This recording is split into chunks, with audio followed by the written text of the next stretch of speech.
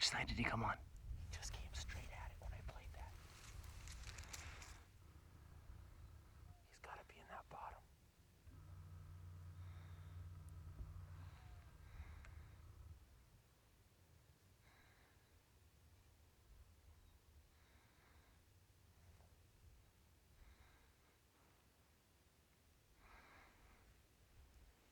Okay, he's right above the tank coming in.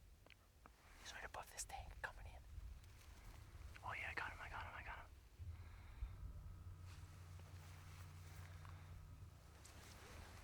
You got him? Yeah. Okay. See him on the side hill.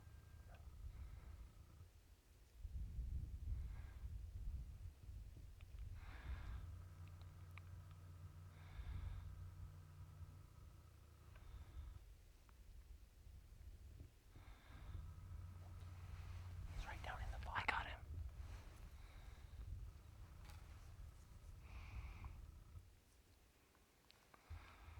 Let him get close, dude.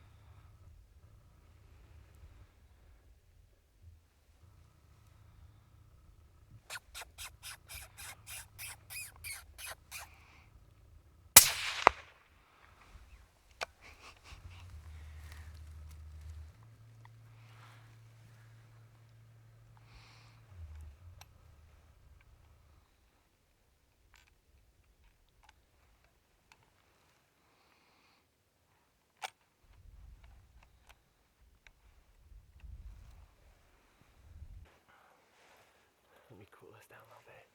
That was a fun set. Yeah, it was. That was awesome, man. Keith came out early. We did chores, got everything fed, and you know, it's starting to get late in the morning, and we headed up north here where we haven't hunted real hard this year yet. And we drive down the road, and there's a bunch of tracks all over the place. Tracks all over the road. And I'm like, man, if we don't set up here, we're almost stupid. We should at least test it out. And there's a spot you can see where we're setting up here, kind of behind us. It's tough, but it's a perfect little bank to set in. And you have to have some kind of westward wind, either a southwest or a northwest, in order to make it work. And just so happened today, that's where it was. That's where it was, out of the west. And we get in there, and the bank, the cut bank where we're setting, is almost like an amplifier. We didn't play that sound too loud. No. And you could hear it echoing off.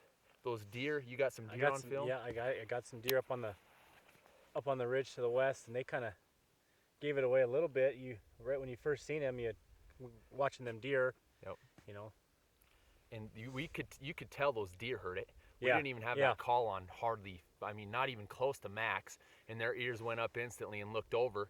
And like Keith said, you know, that's a huge advantage. If you can spot wildlife out there and you can pay attention to detail and look at their characteristics, what they're doing, if their ears go up, if they all focus in one direction, keep an eye on that area. You know, you don't have to completely focus on it, but keep going back there, keep checking it out. You got to keep panning the area around to make sure nothing sneaks up underneath.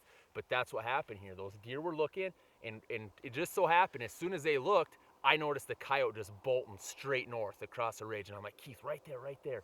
And he was a good, those deer, I ranged them, they were 800, a little over 800. So that coyote was at least a half a mile from us, but I thought for sure he was heading out.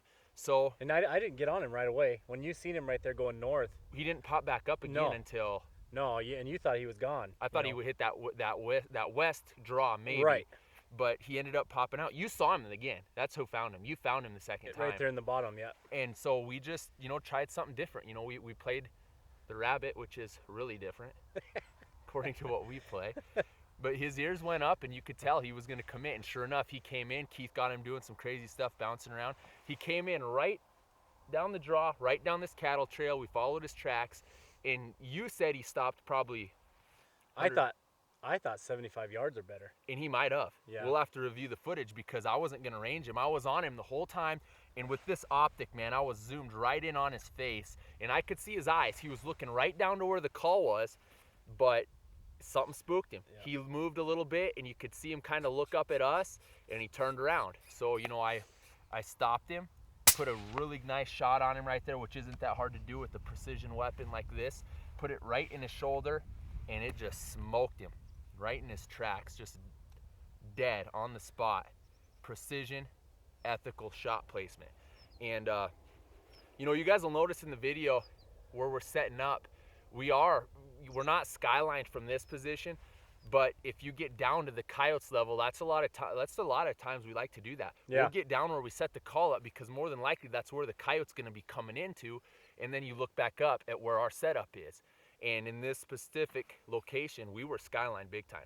Right. And yeah. Keith had to be because And I was up higher than you were. yeah, and that's what I looked at, but the grass is so tall this year. We got a lot of rain, and you have to get elevated above that grass. And that's a lot of the times why we take such huge advantage of the ghillie suits that we develop.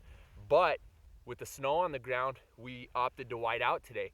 And most of the times when I'm skylined up by Keith, I'll pull my hat. Which you did. And I didn't have it Yeah. on. And you had your hood up. You were hooded up. Yeah. Your whole head was whited I out. try and keep my hat on just to shade that so I can see on that little screen on the camera.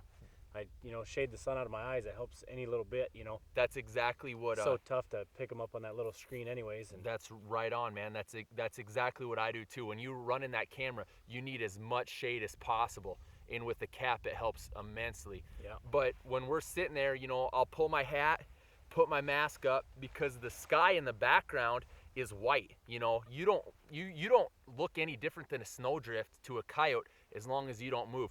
But the guys that tell you don't need camouflage in instances like this, that's a huge advantage for us.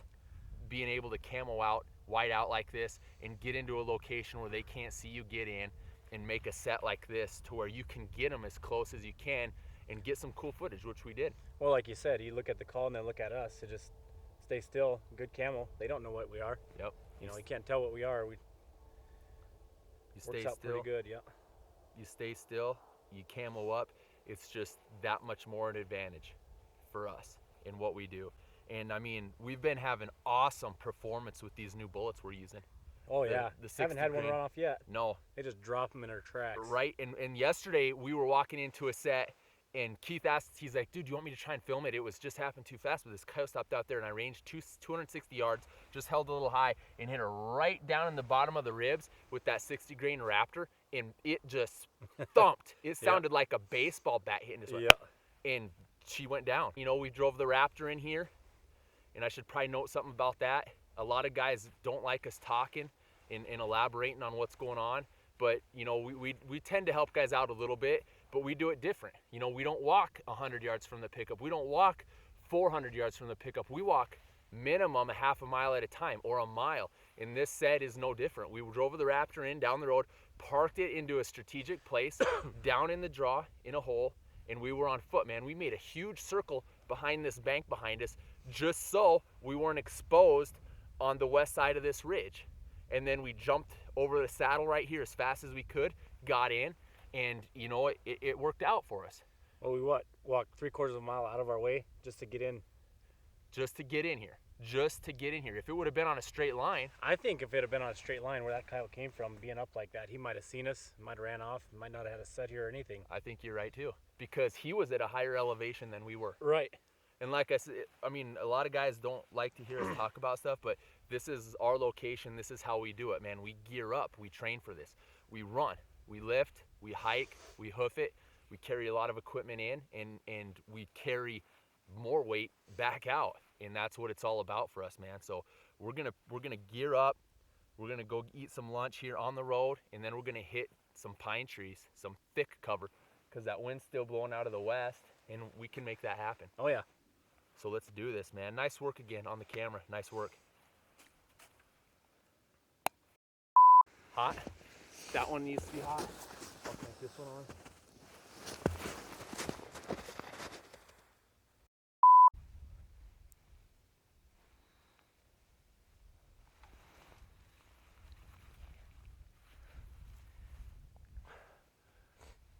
How far did you get him coming in? Just off and on till he got by that tank. All the way. I didn't see anything else. I didn't either. Dude, where'd you shoot him at? Where is he? Nobody. Where is he? How far out there is he? How far is he? Yeah.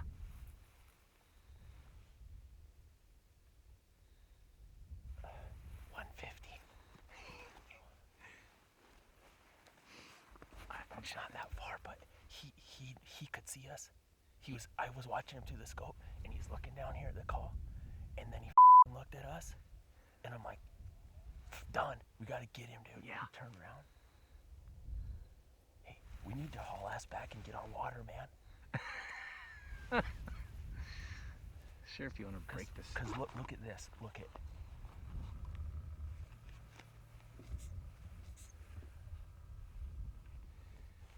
I Do don't that know. again. I felt that wind. Do that again. I didn't see it. I'm about out of that one.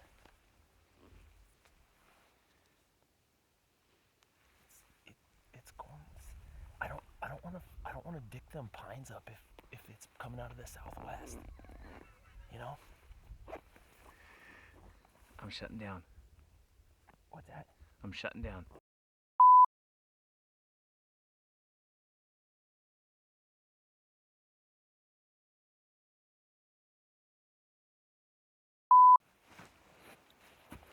Nope. Don't even do. Oh, I thought you were gonna dicks in him. I was gonna put some scope.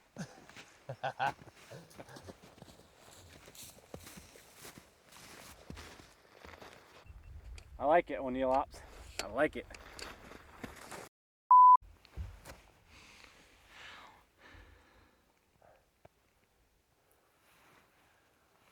Multicam Alpine Pencott Snowdrift, baby.